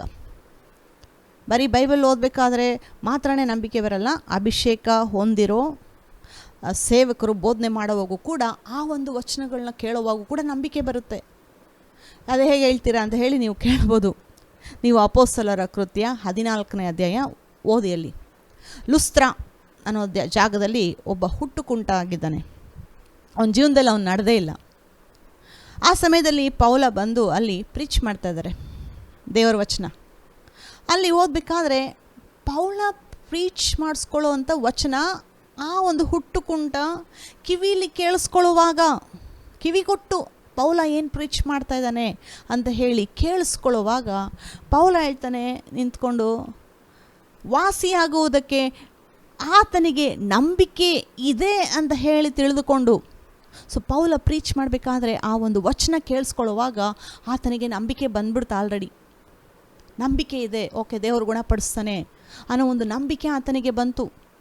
ಆ ನಂಬಿಕೆ ಆಲ್ರೆಡಿ ಇತ್ತು, ಕುತ್ಕೊಂಡು ಕೇಳಿಸ್ಕೊತಾ ಇದ್ದಾನೆ. ಆದರೆ ಗುಣ ಆಯಿತಾ ಆತನಿಗೆ? ನಂಬಿಕೆ ಇದೆ ಆಲ್ರೆಡಿ, ಆದರೂ ಸುಮ್ಮನೆ ಕುತ್ಕೊಂಡು ಕೇಳಿಸ್ಕೊತಾನೆ ಇದ್ದಾನೆ. ನಂಬಿಕೆ ಬರ್ತಾ ಇದೆ ವಚನ ಕೇಳುವಾಗ, ಕುತ್ಕೊಂಡು ಕೇಳಿಸ್ಕೊತಾನೆ ಇದ್ದಾನೆ. ಆದರೆ ಪೌಲನಿಗೆ ಒಂದು ದೇವರು ಪ್ರೇರೇಪಣೆ ಮಾಡಿ ಆತನಿಗೆ ನಂಬಿಕೆ ಇದೆ ಅಂತ ಹೇಳಿ ಪೌಲನಿಗೆ ದೇವರು ತಿಳಿಯಪಡಿಸಿದ್ರು, ಪರಿಶುದ್ಧಾತ್ಮ. ಈತನಿಗೆ ನಂಬಿಕೆ ಇದೆ ಅಂತ ಹೇಳಿ ಪೌಲನಿಗೆ ಪವಿತ್ರಾತ್ಮನ ಮೂಲಕ ಗೊತ್ತಾಗುವಾಗ ಪೌಲ ಏನು ಹೇಳ್ತಾನೆ, ನೀನು ಎದ್ದು ನಡೆ, ನಂಬಿಕೆ ಇದೆ ನಿನಗೆ ಅಂತ ಹೇಳ್ತಾನೆ. ಇಮ್ಮಿಡಿಯೇಟಾಗಿ ಹೇಳಿದ ತಕ್ಷಣ ಆತನು ಎದ್ದು ನಡೆದಾಡಿದನು ಅಂತ ಹೇಳಿ ವಚನದಲ್ಲಿ ನಾವು ಓದ್ತೀವಿ. ನೋಡಿ, ನಂಬಿಕೆ ಇದ್ದರೂ ಹಂಗೆ ಕುತ್ಕೊಂಡಿದ್ದಾನೆ. ಎದ್ದು ನಿಂತ್ಕೊಳ್ಳೋವಾಗೇ ಆ ಒಂದು ಅದ್ಭುತ ನಡೆಯೋದು. ಆ ವಚನಗಳು ಕೇಳಿಸ್ಕೊಂಡು ಹಂಗೇ ಕುತ್ಕೊಂಡಿದ್ರೆ ಆತನು ನಡೀತಾ ಇರಲಿಲ್ಲ. ನಂಬಿಕೆ ಇತ್ತು ಒಳಗಡೆ. ಅದೇ ಇಲ್ಲಿ ಯಾಕೋಬ ಪತ್ರಿಕೆಯಲ್ಲಿ ಬರೆದಿರೋದು, ನನ್ನ ಸಹೋದರರೇ, ಒಬ್ಬನು ತನಗೆ ನಂಬಿಕೆಯುಂಟೆಂದು ಹೇಳಿಕೊಂಡು ತಕ್ಕ ಕ್ರಿಯೆಗಳಿಲ್ಲದಿದ್ದವನಾಗಿದ್ದರೆ ಪ್ರಯೋಜನವೇನು? ಅಂದರೆ ನಂಬಿಕೆ ಇದೆ, ಆ ಒಂದು ನಂಬಿಕೆ ಕ್ರಿಯಾರೂಪದಲ್ಲಿ ಬರದಿದ್ದರೆ ಪ್ರಯೋಜನವೇನು? ಇನ್ನೊಂದು ಮುಂದೆ ಓದಬೇಕಾದ್ರೆ, ಅಂಥ ನಂಬಿಕೆಯು ಇವನನ್ನು ರಕ್ಷಿಸುವುದೋ? ಬರೀ ನಂಬಿಕೆ ಮಾತ್ರ ರಕ್ಷಿಸುವುದೋ? ನೋಡಿ, ಯೇಸು ಕ್ರಿಸ್ತನು ನಮಗೋಸ್ಕರ ಶಿಲುಬೆ ಮೇಲೆ ಸತ್ತಿ ನನ್ನ ಪಾಪಗಳಿಗೆ ಪರಿಹಾರ ಮಾಡಿದ್ದಾನೆ ಅಂತ ಹೇಳಿ ನಂಬಿಕೆಯಿಂದಲೇ ರಕ್ಷಣೆ ಹೊಂತೀವಿ. ಅದು ಗ್ಯಾರಂಟಿ. ಅಲ್ಲೇನೂ ಕ್ರಿಯೆಗಳಿಲ್ಲ, ನಂಬಿಕೆ ಯೇಸು ಕ್ರಿಸ್ತನ ಕಾರ್ಯಗಳ ಮೂಲಕ. ಅದು ಕರೆಕ್ಟು. ಅಲ್ಲಿ ಪೌಲ ರೋಮಾಪುರದಲ್ಲಿ ಪ್ರೀಚ್ ಮಾಡ್ತಾ ಇರೋದು. ಈ ನಂಬಿಕೆ ಆ ನಂಬಿಕೆನ ಕನ್ಫ್ಯೂಸ್ ಮಾಡ್ಕೊಳ್ಬಾರ್ದು. ರಕ್ಷಣೆ ಹೊಂದೋದಕ್ಕೆ ನಮಗೆ ನಂಬಿಕೆ ಮಾತ್ರ ಬೇಕು, ನಮ್ಮ ಸ್ವಕ್ರಿಯೆಗಳು ಏನೂ ಇಲ್ಲ. ಅಲ್ಲಿ ನಂಬಿದ್ದೀನಿ, ಬಾಯಿಂದ ಅರಿಕೆ ಮಾಡಿ ಹೃದಯದಿಂದ ನಂಬೋದು ನಂಬಿಕೆ. ನೀನು ಆಲ್ರೆಡಿ ರಕ್ಷಣೆ ಹೊಂದೆ ಯೇಸು ಕ್ರಿಸ್ತನು ಮಾಡಿರೋ ಕಾರ್ಯಗಳ ಮೂಲಕ, ಅದು ನಂಬಿಕೆ. ಆದರೆ ಇಲ್ಲಿ ಸೂಚಕ ಕಾರ್ಯಗಳು ನಮ್ಮ ಲೈಫಲ್ಲಿ ನಾವು ದೇವರ ಹತ್ರದಿಂದ ಪಡ್ಕೊಳ್ಬೇಕಾದ್ರೆ ದೇವರು ಕೆಲವು ಕ್ರಿಯೆಗಳನ್ನ ಎದುರು ನೋಡ್ತಾರೆ. ಕ್ರಿಯೆಗಳು ಅಂದಿದ ತಕ್ಷಣ ಕೆಲವ್ರಿಗೆ ಏನೋ ಬರೀ ಕೃಪೆ ನಂಬಿಕೆ ಅಷ್ಟೇ, ಏನು ಕ್ರಿಯೆಗಳು ಅಂತ ಹೇಳ್ತಾರೆ. ಏನು ಬರೆದಿದ್ದಾರೆ ಇಲ್ಲಿ ಯಾಕೋಬ? ಕ್ರಿಯೆಗಳು ಇಲ್ಲದಂಥ ನಂಬಿಕೆ ಸತ್ತ ನಂಬಿಕೆ ಅಂತ ಇದೆ. ನಾನಲ್ಲ ಇದು ಹೇಳ್ತಾ ಇರೋದು, ಬೈಬಲ್ ಬೋಧನೆ ಮಾಡ್ತಾ ಇರೋ ವಚನ. ಇದೇ ಒಂದು ಅಧ್ಯಾಯದಲ್ಲಿ 17ನೇ ವಚನ ಓದೋಣ. ಹಾಗೆಯೇ ಕ್ರಿಯೆಗಳಿಲ್ಲದಿದ್ದರೆ ನಂಬಿಕೆಯು ತನ್ನಲ್ಲಿ ಜೀವವಿಲ್ಲದ್ದು. ಹೀಗಿರುವುದಾದರೆ ಒಬ್ಬ ಮನುಷ್ಯನು, ನಿನಗೆ ನಂಬಿಕೆ ಉಂಟು, ನನಗೆ ಕ್ರಿಯೆಗಳುಂಟು. ನಾನು ನನ್ನ ಕ್ರಿಯೆಗಳ ಮುಖಾಂತರ ನನ್ನ ನಂಬಿಕೆಯನ್ನು ನಿನಗೆ ತೋರಿಸುತ್ತೇನೆ. ನೀನು ಕ್ರಿಯೆಗಳಿಲ್ಲದೆ ನಿನ್ನ ನಂಬಿಕೆಯನ್ನು ನನಗೆ ತೋರಿಸು ನೋಡೋಣ ಎಂದು ಹೇಳುವನಲ್ಲವೇ? ಅಂದರೆ ನಂಬಿಕೆ ಇದೆ ಅಂತ ಹೇಳ್ತೀವಿ, ಆದರೆ ಒಂದು ಕ್ರಿಯೆಗಳು ಇಲ್ಲ ಅಂತಂದರೆ ನಂಬಿಕೆ ವ್ಯಕ್ತಪಡಿಸೋದಕ್ಕಾಗೋದಿಲ್ಲ. ಸೊ ನಂಬಿಕೆ ಮತ್ತು ಕ್ರಿಯೆಗಳು ಹೇಗೆ ಇದೆರಡು ವರ್ಕ್ ಮಾಡಬೇಕು ನಮ್ಮ ಲೈಫಲ್ಲಿ ಅನ್ನೋದನ್ನು ಈ ಒಂದು ಸೀರೀಸಲ್ಲಿ ಬೋಧನೆ ಮಾಡ್ತೀನಿ. ಇವಾಗ ಮರಿಯಳು ಹೇಳ್ತಾಳೆ ಕೆಲಸದವ್ರಿಗೆ, ಆತನು ಹೇಳಿದಂತೆ ಮಾಡು. ಆತನು ಹೇಳಿದಂತೆ ಮಾಡುವಾಗನೇ ಅದ್ಭುತ ನಡೆಯೋದು.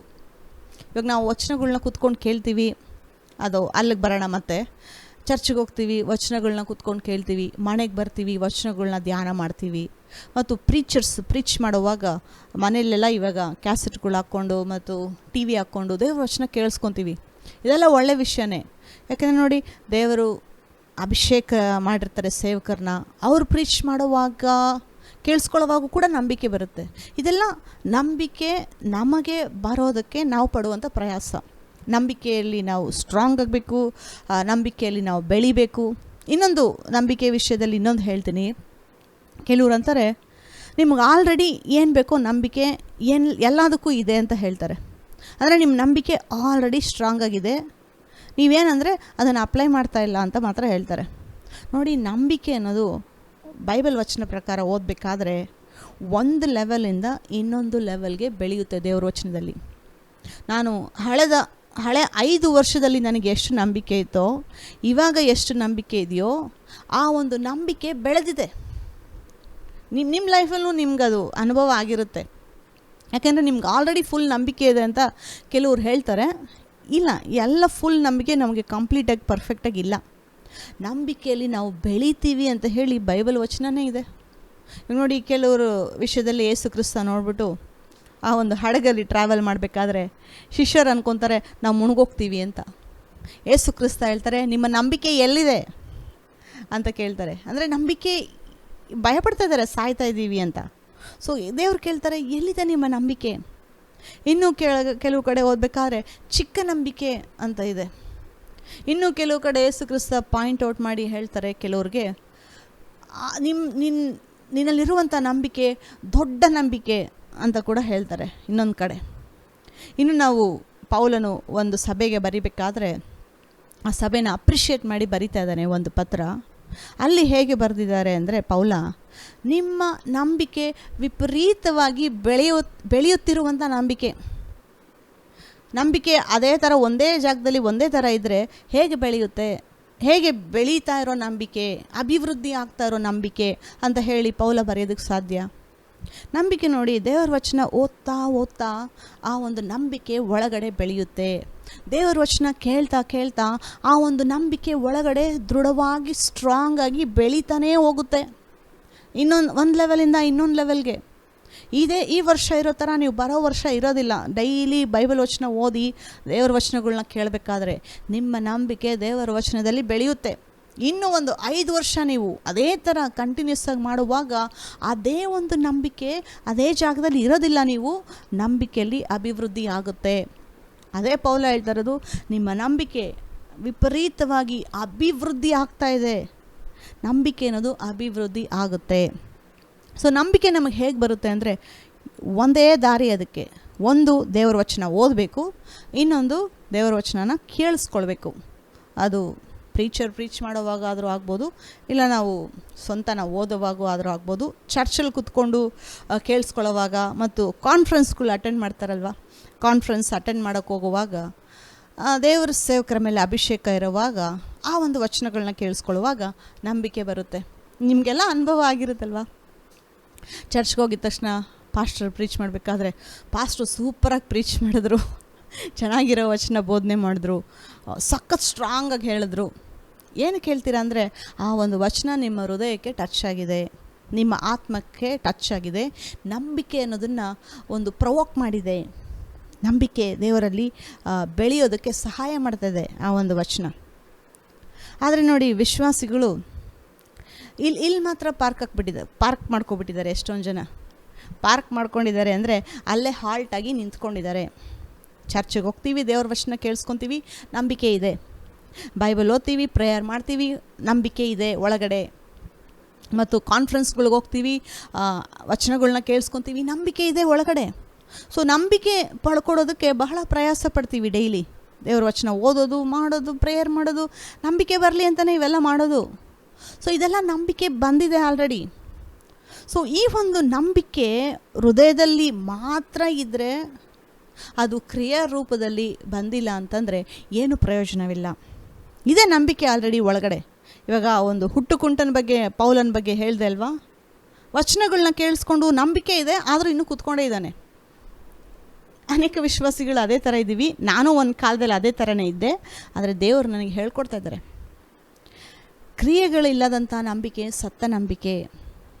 ಯಾಕೆ ಅನೇಕ ವಿಶ್ವಾಸಿಗಳು ಅದ್ಭುತಗಳನ್ನ ದೇವರ ಹತ್ರದಿಂದ ಪಡ್ಕೊಳ್ತಾ ಇಲ್ಲ ಅಂತಂದರೆ, ಒಂದು ದೊಡ್ಡ ಮಿಸ್ಸಿಂಗ್ ಲಿಂಕ್ ಏನಂತಂದರೆ, ಅವರು ದೇವರ ವಚನವನ್ನು ಕೇಳುವವರಾಗಿ ಮಾತ್ರ ಇರ್ತಾ ಇದ್ದಾರೆ. ಆ ಒಂದು ವಚನಗಳ ಪ್ರಕಾರ ಮಾಡುವವರು ಜಾಸ್ತಿ ಜನ ಇಲ್ಲ. ಕೇಳಿಸ್ಕೊತಾ ಇದ್ದೀವಿ, ಸಾವಿರಾರು ಲಕ್ಷಾಂತರ ಜನ ವಚನಗಳನ್ನ ಕೇಳಿಸ್ಕೊತಾ ಇದ್ದಾರೆ, ನಂಬಿಕೆ ಇದೆ ಒಳಗಡೆ. ಆದರೆ ಅದನ್ನು ಕ್ರಿಯಾರೂಪದಲ್ಲಿ ತೊಗೊಂಡು ಬರ್ತಾ ಇರೋದು ಜಾಸ್ತಿ ಜನ ಇಲ್ಲ. ಇದನ್ನು ಯಾರೂ ಕಾನ್ಸಂಟ್ರೇಟ್ ಮಾಡಿ ಫೋಕಸ್ ಮಾಡೋದಿಲ್ಲ. ನಂಬಿಕೆ ಇದೆ, ಏನೂ ನಡೀತಾ ಇಲ್ಲ. ನಾನು ನಂಬ್ತೀನಿ, ಆದರೆ ಇನ್ನೂ ನನಗೆ ಅದ್ಭುತ ನಡೀತಾ ಇಲ್ಲ. ನಾನು ನಂಬ್ತಾ ಇದ್ದೀನಿ, ಆದರೂ ಬಿಡುಗಡೆ ಬರ್ತಾ ಇಲ್ಲ.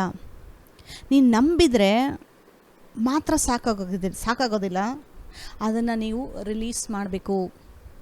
ಅದ್ಭುತಗಳು ಕೇವಲ ನಂಬಿಕೆ ಇದ್ದರೆ ಮಾತ್ರ ಬರಲ್ಲ. ಆ ಒಂದು ನಂಬಿಕೆನ ರಿಲೀಸ್ ಮಾಡುವಾಗೇ ಅದ್ಭುತಗಳು ನಡೆಯೋದು. ಆ ಒಂದು ವಚನಗಳ ಪ್ರಕಾರ ಮಾಡುವಾಗ ಮಾತ್ರ ನಂಬಿಕೆ ಅದ್ಭುತ ಕಾರ್ಯಗಳು ದೇವರ ಹತ್ರದಿಂದ ಪಡ್ಕೊಳ್ಳೋಕ್ಕಾಗೋದು. ಕ್ರಿಯೆಗಳಿಲ್ಲದಂಥ ನಂಬಿಕೆ ಸತ್ತ ನಂಬಿಕೆ. ನಾವು ಬೈಬಲ್ ಓದಬೇಕಾದ್ರೆ ಪೌಲ ಒಂದು ಬಗ್ಗೆ ಪ್ರೀಚ್ ಮಾಡ್ತಾ ಇದ್ದಾನೆ, ಮತ್ತು ಯಾಕೋಬ ಅದಕ್ಕೆ ವಿರುದ್ಧವಾಗಿ ಪ್ರೀಚ್ ಮಾಡ್ತಾ ಇದ್ದಾನೆ ಅಂತ ಹೇಳಿ ಕೆಲವರು ಅನ್ಕೊತಾರೆ. ಇಲ್ಲ, ಇಬ್ಬರೂ ದೇವರ ವಚನನೇ ಪ್ರೀಚ್ ಮಾಡ್ತಾ ಇರೋದು, ಇಬ್ಬರ ಮೇಲೂ ದೇವರ ಅಭಿಷೇಕ ಇಟ್ಟಿರೋದು, ಇಬ್ಬರೂ ದೇವರ ವಚನನೇ ಬರೆದಿರೋದು. ಆದರೆ ಪೌಲ ಮಾತಾಡ್ತಾ ಇರೋ ಟಾಪಿಕ್ಕು ರೋಮಾಪುರದಲ್ಲಿ ಕೃಪೆ ಮತ್ತು ನಂಬಿಕೆಯ ರಕ್ಷಣೆ ಬಗ್ಗೆ ಮಾತಾಡ್ತಾ ಇರೋದು. ಅದು ನಮ್ಮ ಕ್ರಿಯೆಗಳು, ನಮ್ಮ ಸ್ವಂತ ಕ್ರಿಯೆಗಳು ನಮಗೆ ರಕ್ಷಣೆಯನ್ನು ತಂದುಕೊಟ್ಟಿಲ್ಲ. ಅದು ಯೇಸು ಕ್ರಿಸ್ತನ ರಕ್ತದ ಮೂಲಕ ನಮಗದು ನಂಬಿಕೆಯ ಮೂಲಕ ಸಿಕ್ಕಿರೋದು. ಇಲ್ಲಿ ಯಾಕೋಬ ಮಾತಾಡ್ತಾ ಇರೋದು ನೀವು ದೇವರ ಹತ್ರದಿಂದ ಪಡ್ಕೊಳ್ಳೋ ವಿಷಯದಲ್ಲಿ. ಇವಾಗ ನೋಡಿ, ಕೆಲವು ಎಕ್ಸಾಂಪಲ್ ನೋಡೋಣ. ಉದಾಹರಣೆಗೆ ಹೋಗೋದಕ್ಕಿಂತ ಮುಂಚೆ ಒಂದು ಮಾತ್ರ ಎಲ್ಲ ವಿಶ್ವಾಸಿಗಳಿಗೂ ಒಂದು ಮೆಸೇಜ್ ಕೊಡ್ತೀನಿ. ಒಂದು ದೇವರು ಹೇಳಿರುವಂಥ ಒಂದು ಮಾತನ್ನು ಈ ದಿನ ನಿಮ್ಮ ಹತ್ರ ಹೇಳ್ತಾ ಇದ್ದೀನಿ. ಇದನ್ನು ನೀವು ಧ್ಯಾನ ಮಾಡಿ, ಇದ್ರ ಬಗ್ಗೆ ಯೋಚನೆ ಮಾಡಿ. ಅದ್ಭುತಗಳು ಅಂತ ಹೇಳಿ ದೇವರ ಮಕ್ಕಳು ಕೇಳಿಸ್ಕೊಳ್ಳುವಾಗ ಇದಕ್ಕೆ ನಾವು ಅಪರಿಚಿತರಾಗಿರಬಾರ್ದು. ಅಪರಿಚಿತರು ಅಂತಂದರೆ ಅದ್ಭುತಗಳನ್ನ ಅದ್ಭುತಗಳು ಅನ್ನೋ ಹೇಳಿ ಟಾಪಿಕ್ಕು ಕೇಳಿಸ್ಕೊಳ್ಬೇಕಾದ್ರೆ ನನಗೂ ಅದಕ್ಕೂ ಸಂಬಂಧ ಇಲ್ಲ ಅಂತ ಹೇಳಿ ದೇವರ ಮಕ್ಕಳು ಹೇಳಬಾರ್ದು. ಅದ್ಭುತಗಳು ಅಂತಂದರೆ ದೇವರ ಮಕ್ಕಳು ಅದಕ್ಕೆ ಚೆನ್ನಾಗಿ ಫೆಮಿಲಿಯರ್ ಆಗೋದಕ್ಕೆ ನಾವು ಕಲ್ತ್ಕೋಬೇಕು. ಅದ್ಭುತಗಳು ಅಂತಂದರೆ ಅದಕ್ಕೆ ನಾವು ಎಚ್ಚೆತ್ತುಕೊಳ್ಬೇಕು. ಅದ್ಭುತಗಳು ಅಂತಂದರೆ ದೇವರು ನನಗೆ ಮಾಡ್ತಾರೆ, ಈ ಒಂದು ವಿಷಯದಲ್ಲಿ ನಾವು ನಿಪುಣರಾಗಬೇಕು. ಈ ಒಂದು ವಿಷಯದಲ್ಲಿ ನಾವು ದೇವರ ವಚನವನ್ನು ಕಲ್ತ್ಕೊಳ್ಬೇಕು. ನೋಡಿ, ಯಹೂದ್ಯರು ದೇವರು ಆದುಕೊಂಡ ಜನಾಂಗ, ಇಸ್ರಾಯೇಲ್ ಜನಾಂಗ, ಅವ್ರಿಗೆ ಅದ್ಭುತಗಳು ಅಂತಂದರೆ ಸಾಧಾರಣವಾದ ಒಂದು ವಿಷಯ. ಅವ್ರಿಗೆ ದೇವರು ನನಗೆ ಅದ್ಭುತ ಮಾಡ್ತಾನೆ ಅಂತಂದರೆ ಅವ್ರು ಗ್ಯಾರಂಟಿ ನಂಬ್ತಾರೆ. ದೇವರು ನನಗೆ ಅದ್ಭುತ ಮಾಡೋದಿಲ್ಲ ಅಂತ ಹೇಳಿ ಅವ್ರು ನಂಬೋದೇ ಇಲ್ಲ. ಇವಾಗ ದೇವರು ನಮಗೆ ಅದ್ಭುತ ಮಾಡ್ತಾನೆ ಅಂತ ಹೇಳಿ ನಂಬೋದಕ್ಕಿಂತ ನಾವು ಮಾಡೋದಿಲ್ಲ ಅನ್ನೋದ್ರ ಮೇಲೆ ನಂಬಿಕೆ ಜಾಸ್ತಿ ಇದೆ. ಅನೇಕ ಸಾರಿ ನಾವು ಬಾಯಿ ಬಿಟ್ಟು ಹೇಳೋದಿಲ್ಲ ಮಾತನ್ನ, ಆದರೆ ನಮ್ಮ ನಡವಳಿಕೆ ಆ ಥರನೇ ಇರುತ್ತೆ. ಪ್ರೇಯರ್ ಮಾಡಿದೆ, ನೋಡೋಣ ಏನಾಗುತ್ತೋ, ಪ್ರೇಯರ್ ಮಾಡಿದೆ, ಕಾಯ್ತಾಯಿದ್ದೀನಿ ಇನ್ನು ನಡೆಯುತ್ತೋ ಇಲ್ವೋ ಅನ್ನೋ ಥರ ಮಾತಾಡ್ತಾರೆ. ಆದರೆ ಯಹೂದ್ಯರು, ಇಸ್ರಾಯೇಲ್ ಜನಾಂಗ, ಅವ್ರು ನೋಡಬೇಕಾದ್ರೆ ಆ ಒಂದು ಜನಾಂಗ ದೇವರ ಹತ್ರದಿಂದ ಅದ್ಭುತಗಳನ್ನ ಅನೇಕ ವಿಷಯದಲ್ಲಿ ಪಡ್ಕೊಂಡಿರೋ ಒಂದು ಜನ. ಮತ್ತು ದೇವರು ಅದ್ಭುತಗಳು ಯಾರಿಗೆ ಮಾಡ್ತಾರೆ, ಯಾಕೆ ಮಾಡ್ತಾರೆ ದೇವರ ಅದ್ಭುತಗಳು? ಕೆಲವರು ಅಂತಾರೆ, ನೀನು ಕಷ್ಟ ಪರಿಸ್ಥಿತಿಯಲ್ಲಿ ಇದ್ದರೆ ಮಾತ್ರ ದೇವರು ಅದ್ಭುತ ಮಾಡೋದು. ನೀನು ಆಲ್ರೆಡಿ ಚೆನ್ನಾಗಿರಬೇಕಾದ್ರೆ, ಎಲ್ಲ ಈಸಿಯಾಗಿ ನಡಿಬೇಕಾದ್ರೆ ದೇವರು ಅದ್ಭುತ ಮಾಡಲ್ಲ ಅಂತ ಹೇಳ್ತಾರೆ. ಕೆಲವರು ಪ್ರೀಚ್ ಮಾಡೋದೇನೆಂದರೆ ಕಷ್ಟದಲ್ಲಿದ್ದರೆ ಮಾತ್ರ ದೇವರು ಅದ್ಭುತ ಮಾಡೋದು. ದೇವರು ಕಷ್ಟದಲ್ಲಿರೋರ್ಗೆ ಅದ್ಭುತ ಮಾಡಿದ್ದಾರೆ. ಹಳೆ ಒಡಂಬಡಿಕೆಯಲ್ಲೂ ಮಾಡಿದ್ದಾರೆ, ಹೊಸ ಒಡಂಬಡಿಕೆಯಲ್ಲೂ ಮಾಡಿದ್ದಾರೆ. ಕೆಂಪು ಸಮುದ್ರದಲ್ಲಿ ಅವರೆಲ್ಲ ಕಷ್ಟದಲ್ಲಿದ್ದರು, ದೇವರು ಅದ್ಭುತ ಮಾಡಿದ್ರು. ಕೆಂಪು ಸಮುದ್ರ ವಿಭಾಗ ಮಾಡಿ ಅವ್ರನ್ನ ಕರ್ಕೊಂಡು ಬಂದರು ಆಚೆ. ಮತ್ತು ಯುದ್ಧಗಳಲ್ಲಿ ದೇವರು ಅದ್ಭುತ ಮಾಡಿದ್ದಾರೆ. ಸೊ ಇದು ಕಷ್ಟ ಸಮಯದಲ್ಲಿ ಅವರಿದ್ದರು, ಕಷ್ಟಕ್ಕೆ ಸಿಕ್ಕಾಕೊಂಡಿದ್ರು, ಮತ್ತು ಅನೇಕರು ಸಾಯುವಂಥ ಪರಿಸ್ಥಿತಿ. ಅಂಥ ಸಮಯದಲ್ಲೂ ದೇವರು ಅದ್ಭುತ ಮಾಡಿದ್ದಾರೆ. ಆದರೆ ದೇವರು ಅದ್ಭುತ ಮಾಡಬೇಕು ಅಂತಂದರೆ ಜೀವ ಮತ್ತು ಸಾವು ಅನ್ನೋ ಪರಿಸ್ಥಿತಿ ಇರೋವಾಗ ಮಾತ್ರ ದೇವರು ಅದ್ಭುತ ಮಾಡ್ತಾರಾ? ಇಲ್ಲ, ಕಷ್ಟದಲ್ಲಿ ತುಂಬ ಸಿಕ್ಕಾಕೊಂಡಿದ್ದೀನಿ, ನನಗೆ ಅದ್ಭುತ ಬೇಕೇ ಬೇಕು ಅನ್ನೋ ಸಮಯದಲ್ಲಿ ಮಾತ್ರ ದೇವರು ಅದ್ಭುತ ಮಾಡ್ತಾರಾ? ಎಲ್ಲ ಚೆನ್ನಾಗಿದ್ದರೆ, ಎಲ್ಲ ಸ್ಮೂತಾಗಿ ನಡೀತಾ ಇದ್ದರೆ ದೇವರು ಅದ್ಭುತ ಮಾಡಲ್ವಾ? ಇವಾಗ ಇದ್ರ ಬಗ್ಗೆ ನಾವು ಸ್ವಲ್ಪ ಆಳವಾಗಿ ಧ್ಯಾನ ಮಾಡೋಣ. ಹೋಗ್ತಾ ಬಹಳ ಇಂಟ್ರೆಸ್ಟಿಂಗ್ ಆಗಿರುತ್ತೆ. ನೋಡಿ, ದೇವ್ರ ವಚನ ನನ್ನ ಜೀವನದಲ್ಲಿ ನೆರವೇರುತ್ತೆ, ನನ್ನ ಜೀವನದಲ್ಲಿ ಕಾರ್ಯ ಮಾಡುತ್ತೆ ಅಂತ ಹೇಳಿ ನಾವು ನಂಬುವಾಗ, ಅದರ ಸವಿ ನಾವು ಅನುಭವಿಸುವಾಗ ಈ ಒಂದು ಬುಕ್ಕು ನಿಮಗೆ ಬಹಳ ಇಂಟ್ರೆಸ್ಟಿಂಗ್ ಆಗಿರೋ ಬುಕ್ ಇರುತ್ತೆ.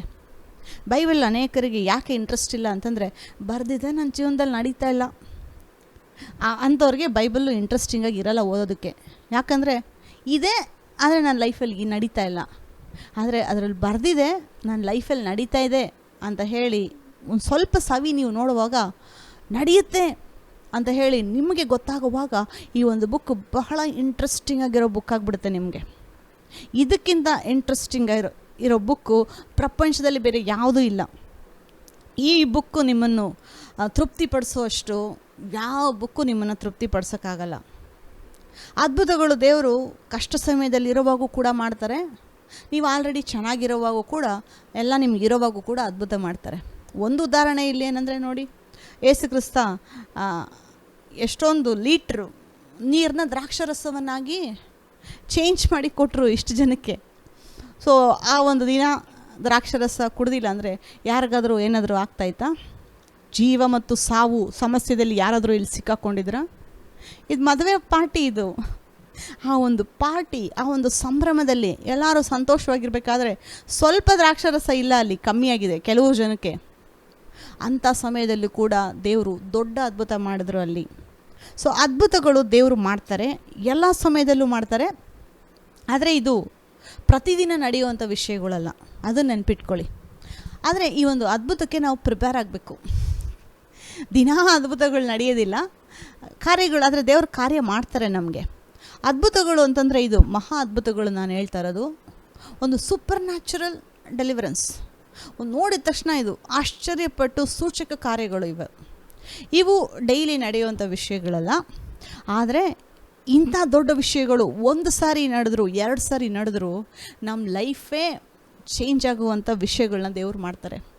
ಇವಾಗ ನೋಡಿ, ಒಂದು 5 ಕೋಟಿ 6 ಕೋಟಿ ಲಾಟ್ರಿ ಹೊಡೆದ್ರೆ ಹೆಂಗೆ ಅವ್ರ ಲೈಫ್ ಚೇಂಜ್ ಆಗಿಬಿಡುತ್ತೆ ನೋಡಿ. ಅದು ಎಕ್ಸಾಂಪಲ್ ಹೇಳ್ತಾ ಇದ್ದೀನಿ ಅಷ್ಟೇ. ಈ ದೇವರ ಆಶೀರ್ವಾದ ನಮಗೆ ಆ ರೀತಿಯಾದಂಥ ಅದ್ಭುತಗಳು ಮಾಡಬೇಕಾದ್ರೆ 5 ಕೋಟಿ 6 ಕೋಟಿ ಇದ್ದರೆ ಲೈಫಲ್ಲಿ ಸೆಟ್ಲಾಗಿಬಿಡ್ತೀವಲ್ಲ, ಅದು ಅದ್ಭುತ. ಅಂದರೆ ಒಂದು ದೊಡ್ಡ ಸೂಚಕ ಕಾರ್ಯ ಮಾಡ್ತಾರೆ ದೇವರು. ಅದು ಯಾವಾಗೂ ನೆನಪಲ್ಲಿ ಇಟ್ಕೊತೀರ, ಮರೆಯೋಕ್ಕಾಗದೇ ಇರೋವಂಥ ಅದ್ಭುತಗಳನ್ನ ದೇವರು ಮಾಡ್ತಾರೆ. ಸೊ ದೇವ್ರ ಹತ್ರ ಕೇಳಿ, ನಿಮಗೇನು ಅದ್ಭುತ ದೇವರು ನಿಮಗೆ ಮಾಡಬೇಕು, ಅದಕ್ಕೆ ನೀವು ಸಿದ್ಧರಾಗಿರಿ. ನಂಬಿಕೆ ಬೇಕು ಇದಕ್ಕೆ, ಮತ್ತು ಆ ಒಂದು ಸಮಯದಲ್ಲಿ ದೇವರು ಏನು ಹೇಳ್ತಾರೋ ಅದನ್ನು ಮಾಡೋಕ್ಕೆ ನೀವು ರೆಡಿಯಾಗಿರ್ಬೇಕಷ್ಟೆ. ಅದ್ಭುತ ಪಡ್ಕೊಳ್ಬೇಕಂದ್ರೆ ಒಂದೇ ಕೀ, ದೇವರು ಹೇಳಿದಂತೆ ಮಾಡಬೇಕು. ಹೇಳಿದಂತೆ ಮಾಡುವವರಿಗೆ ಅದ್ಭುತ ಆಗುತ್ತೆ. ಆದರೆ ಹೇಳಿದ ಮೇಲೂ ಕೇಳಿಸ್ಕೊಂಡು ನಂಬಿಕೆ ಇದೆ ಅಂತ ಹೇಳಿ ಇದ್ದರೂ ಅದನ್ನು ಮಾಡಿಲ್ಲ ಅಂತಂದರೆ ಅದ್ಭುತ ನಡೆಯಲ್ಲ. ಸೊ ಅದ್ಭುತಗಳು ನಡಿಬೇಕು, ಸೂಚಕ ಕಾರ್ಯಗಳು ನಡಿಬೇಕು ಅಂತಂದರೆ ದೇವರು ಹೇಳಿದಂತೆ ಮಾಡುವವರಾಗಿರಬೇಕು.